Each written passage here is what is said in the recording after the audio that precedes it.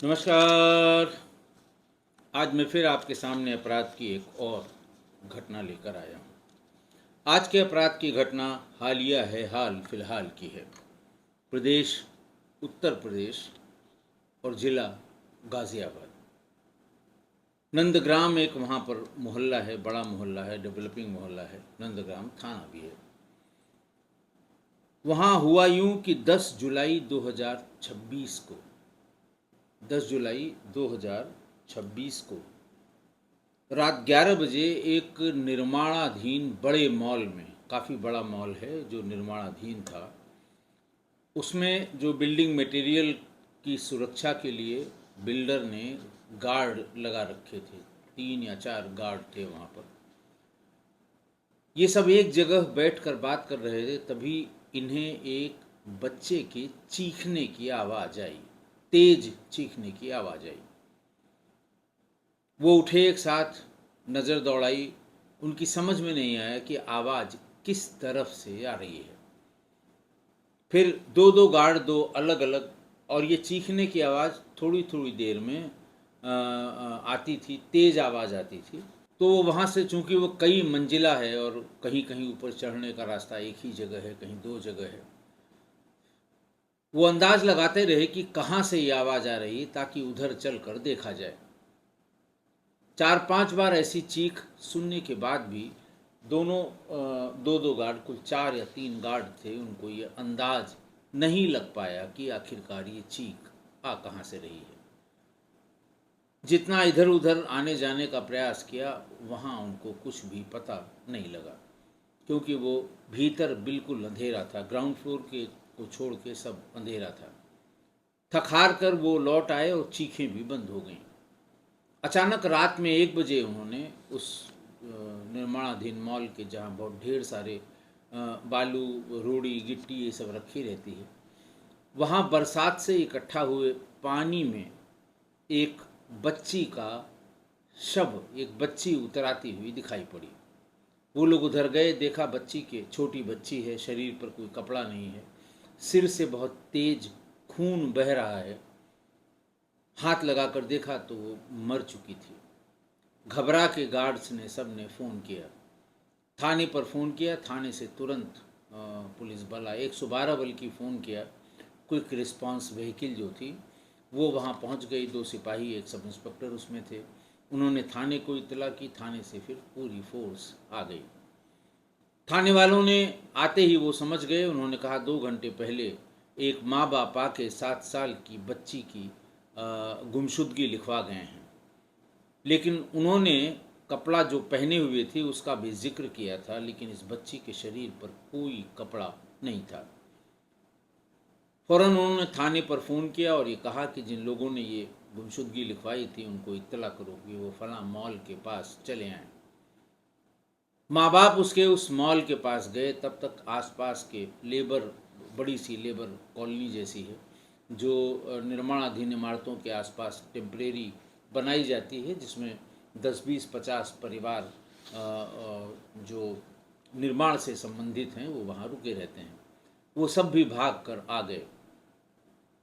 माँ बाप थोड़ी ही देर में वहाँ पहुँच गए, क्योंकि वो परेशान थे, बच्ची को ढूंढ रहे थे। शाम को 8 बजे तक बच्ची उनके घर के बाहर ही खेल रही थी। उसके बाद से उसका कुछ पता नहीं था, और करीब 12 बजे के आसपास उन लोगों ने थाने पर जाकर बच्ची की गुमशुदगी लिखवाई थी। बहरहाल आते ही, जैसे ही टॉर्च की रोशनी डाली गई बच्ची पर, माँ बाप ने उसको पहचान लिया कि उनकी वही बच्ची है जो शाम को 8 बजे के बाद से नहीं मिल रही है। खैर, पुलिस ने उन सारे गार्ड्स का बयान लिया, जानने की कोशिश की, फिर बच्ची को पोस्टमार्टम के लिए भिजवा दिया। पोस्टमार्टम में बच्ची के सिर पर 17 हड्डियां टूटी हुई मिली। सिर की स्कैल्प टूटी हुई मिली 17 जगह। हाथ, पैर और कंधे में गंभीर चोटें भी आई थी। एक पुलिस अधिकारी ने बताया कि पोस्टमार्टम रिपोर्ट में बच्ची की मौत सिर में आई गंभीर चोट की वजह से हुई है। हार्ड एंड ब्लंट ऑब्जेक्ट से लगी चोट से चोट के कारण हुई हेड इंजरी से उसकी मृत्यु होना पोस्टमार्टम रिपोर्ट में आया है। उसके सिर की 17 हड्डियां टूटी मिली। इसके अलावा एक हाथ, एक पैर और कंधे में भी फ्रैक्चर पाया गया। चेहरे और शरीर के अन्य हिस्सों में काफ़ी गंभीर बाहरी और अंदरूनी चोटों के निशान भी पोस्टमार्टम में पाए गए। बहरहाल आसपास के लगे सीसीटीवी और लोगों के बयान से ये पता लगा कि जानने की कोशिश की गई कि यहाँ से 8 बजे से लेके और जब तक चीख सुनाई पड़ी थी गार्ड्स को 8 से 12 के बीच में कितने लोग आए हैं, और उसमें 3 युवक बच्ची को निर्माणाधीन बिल्डिंग के बेसमेंट की तरफ ले जाते हुए दिखाई पड़ गए। फौरन उनकी पहचान कराई गई। आसपास के लोगों ने उसकी पहचान भी कर ली। उन दोनों के नाम भी पुलिस को पता लग गए। एक का नाम विनय और दूसरे का नाम शहाबुद्दीन था। बच्ची के माता पिता निर्माणाधीन मॉल में मजदूरी करते थे और ये दोनों भी पास में ही लेबर का काम करते थे, लेकिन दोनों के ठेकेदार अलग अलग थे। शुक्रवार की शाम का समय था। फिर जब उनसे पूछताछ की गई, हल्का उनको जिसे कहते हैं ना कि विशिष्ट श्रेणी वाली पूछताछ की गई, तो उन्होंने बताया कि शाम के समय जब वो अपना लेबर का जो उनका काम था वो काम करके आए, तो सबसे पहले दोनों ने मिलके सूखा नशा किया। ये चलन में है सूखा नशा यानी स्मैक, और इससे मिलती जुलती चीज़ें। जो तरल पदार्थ नहीं होता है, सूखा नशा उसे कहते हैं, बहुत ही खतरनाक नशा होता है। तो पहले सूखे नशे का प्रयोग किया और फिर उसके बाद शराब पी ली। शराब पीने के बाद वो वहीं जहाँ ये मज़दूर सब रहते हैं, निर्माणाधीन मॉल के पास जो एक टेम्परेरी टाइप की कॉलोनी टीन शेड की बनी रहती है जिसमें वो रहते हैं, ये बच्ची 7 साल की उन्हें वहीं पर दिखाई पड़ गई। उन दोनों ने बताया कि उसे एक चिप्स का पैकेट दिया। बच्ची उनके पीछे पीछे चल दी, क्योंकि उसने कहा कि तुम मेरे साथ दुकान तक चलो, मैं तुम्हें कोल्ड ड्रिंक भी पिलाऊंगा। वो उसके पीछे पीछे चली गई। लालच देकर बच्ची को मॉल की 3री मंजिल पर ये दोनों ले गए। वहाँ दोनों ने बच्ची के साथ दुष्कर्म किया। वो रह रहकर चीख रही थी। जैसा मैंने बताया कि चीख की आवाज़ सुनकर गार्ड्स चौकन्ने भी हुए, नीचे काफ़ी भाग दौड़ की, लेकिन वो लोकेट नहीं कर पाए कि ये चीख आ कहाँ से रही है, क्योंकि बहुत बड़ा माल जो वो था निर्माणाधीन था। खैर, जब वो ज़्यादा चीखने लगी तो उसके सिर पर वहीं जो बिल्डिंग मटेरियल लगा उसमें एक सरिया निकाल कर उसके सिर पर हमला कर दिया। उसके बाद उसे गला दबाकर मारने की कोशिश की और उनको लगा कि अब शायद ये फिर से वो हो सकती है, होश में आ सकती है, तो उसको 3री मंजिल से ही नीचे ज़मीन पर, नीचे सड़क पर फेंक दिया। इसके बाद वो दोनों ही, चूँकि नशा बहुत कर चुके थे, ये कहीं गए नहीं, उसी 3री मंजिल पर सो गए। खैर, पुलिस ने इन सारे तारों को जोड़ा और सुरक्षा गार्ड्स कितने बजे उन्होंने आवाज़ सुनी थी, कितने बजे वो लोग घूमे थे, कहाँ कहाँ गए थे, आवाज़ किस तरफ से आ रही थी, क्या जहाँ वो जाना बता रहे हैं वहाँ पर वो चीख सुनाई पड़ेगी या नहीं सुनाई पड़ेगी, ये सारी तफ्तीश पुलिस वालों ने कर ली। और उसके बाद फिर उन्होंने देखा कि केवल नीचे वाले बेसमेंट को छोड़ के सब जगह अंधेरा था, लाइट कहीं पर भी नहीं थी। 10 जुलाई की रात यानी उसी दिन रात करीब 1 बजे बच्ची की लाश उस मॉल के बाहर की तरफ यानी बेसमेंट से थोड़ा बाहर की तरफ एक सड़क पर, जहाँ पानी वानी बहुत भरा हुआ था, वहाँ पर मिली थी। उसका सिर कुचला हुआ था, गले पर चोट के निशान थे जिस समय पंचायतनामा लिखा जा रहा था, और परिजनों के मुताबिक वो शाम को 8 बजे घर के बाहर खेल रही थी, तभी अचानक लापता हो गई थी। काफ़ी तलाश के बावजूद जब उसका पता नहीं लगा, तो ये लोग करीब 11:30-12 बजे के आसपास उनके घर वाले थाने पर गए थे और वहाँ पर उन्होंने बच्ची की गुमशुदगी लिखाई थी। पुलिस के अनुसार जब वो बच्ची नीचे मिली थी तो उस समय वो नग्न अवस्था में थी। खैर, पुलिस ने उसके शरीर के कपड़े और बाकी चीज़ें भी बरामद कर ली हैं। कपड़े, चप्पल और बाकी चीज़ें भी पुलिस ने बरामद कर ली हैं।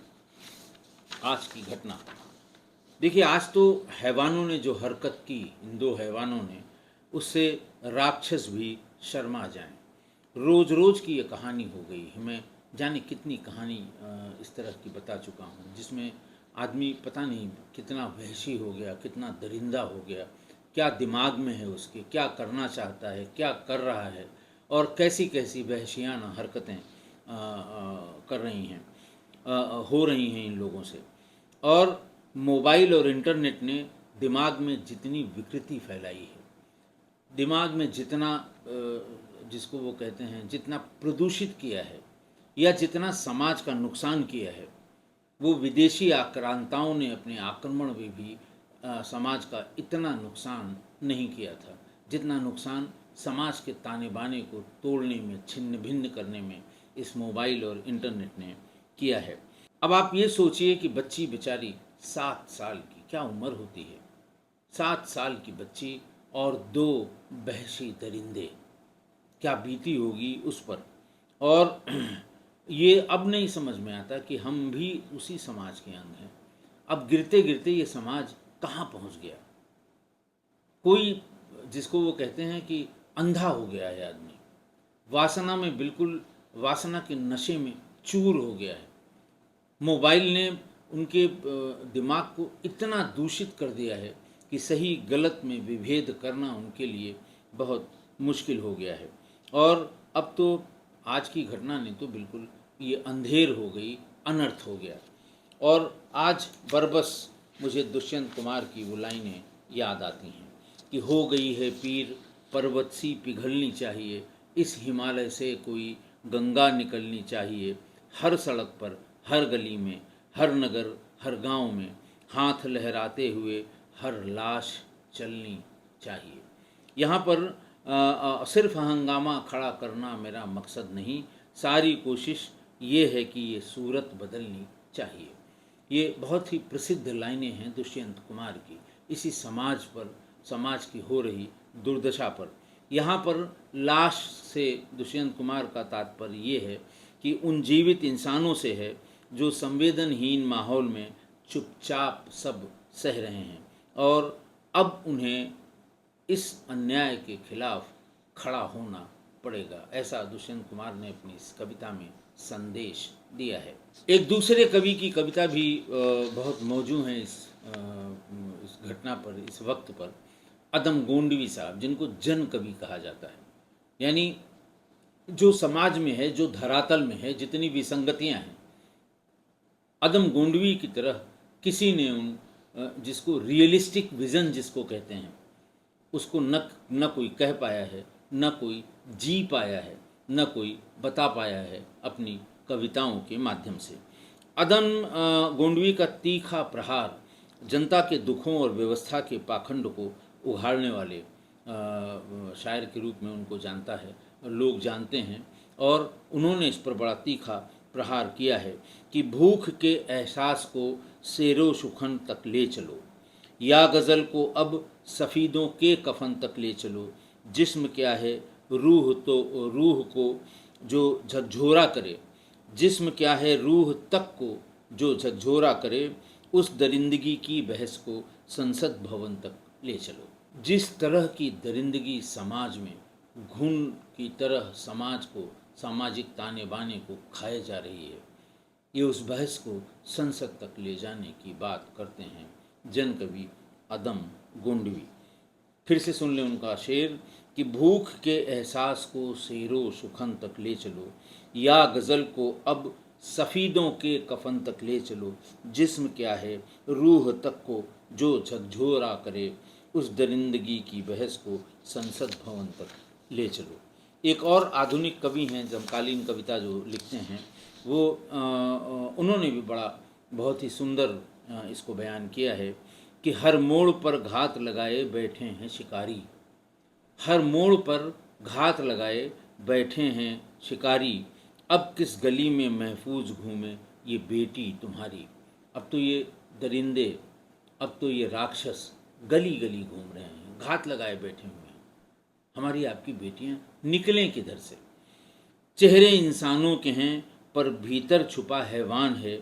चुप खड़ी है न्याय की चौखट, थरथरा रहा इंसान है। इस जो भावना है आज की घटना पर, जो किसी को भी कुरेद देगी, उस भावना को इन्हीं कवियों ने और इन्हीं शायरों ने उसको कुछ इन शब्दों में उसका उद्गार किया है। आशा है आप मेरी इस बात से सहमत होंगे। आज के लिए इतना ही। बहुत बहुत धन्यवाद।